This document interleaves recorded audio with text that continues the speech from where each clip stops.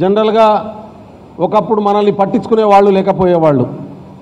కానీ ఐక్యరాజ్య సమితి తీసుకున్న నిర్ణయాల తర్వాత, దేశంలో ప్రభుత్వాలు నిర్ణయం తీసుకున్న నిర్ణయాల తర్వాత మన దేశంలో కూడా దీని మీద ఒక విస్తృతమైనటువంటి చర్చ జరుగుతుంది. మీకు అందరికీ తెలుసు, దాదాపు 140 కోట్లలో 9% మనం ఉన్నాం, ఆదివాసులం ఉన్నాం. కానీ ఈ ఆదివాసులకు ఇవాళ మిగతా సామాజిక వర్గాలతో సమానమైనటువంటి అభివృద్ధి ఇంకా జరగనటువంటి పరిస్థితి ఉంది.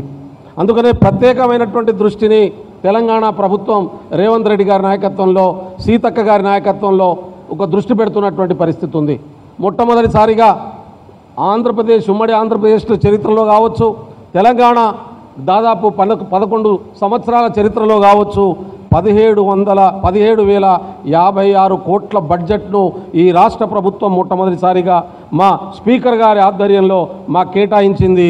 ఈ ప్రభుత్వం కేటాయించినటువంటి పరిస్థితి.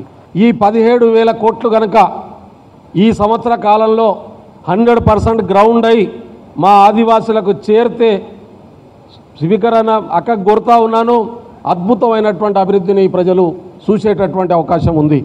ఇలా విద్యారంగంలో కావచ్చు, ఉద్యోగ రంగంలో కావచ్చు, ఉపాధి కల్పన విషయంలో కావచ్చు, అన్ని రంగాలను ఒక సమగ్రమైనటువంటి అభివృద్ధి వైపుగా ఈ ప్రభుత్వం కట్టుబడి ముందుకు తీసుకెళ్లే ప్రయత్నం చేస్తూ ఉంది.